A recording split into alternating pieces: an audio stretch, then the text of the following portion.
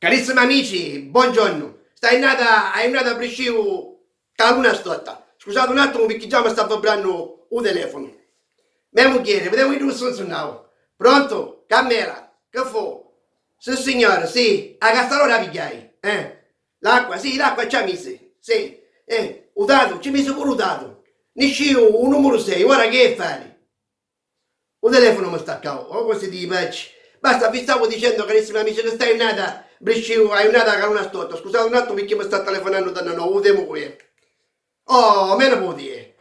Nipote mio bello, ciao bello. Come stai? E insomma, zio, casa, ma volontà di Dio. Dimmi, che è successo?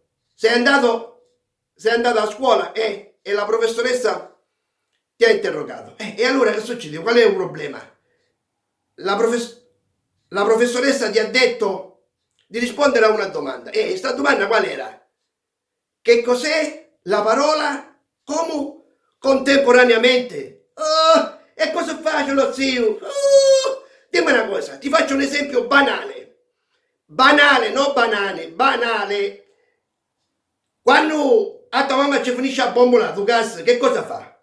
Perfetto, ci telefona o bombolare. Perfetto. Tu lasci la sera, va bene, quando te ne sta a casa, giusto? Va bene. Già sei stato a stanza letto. E da stanza letto che potiste?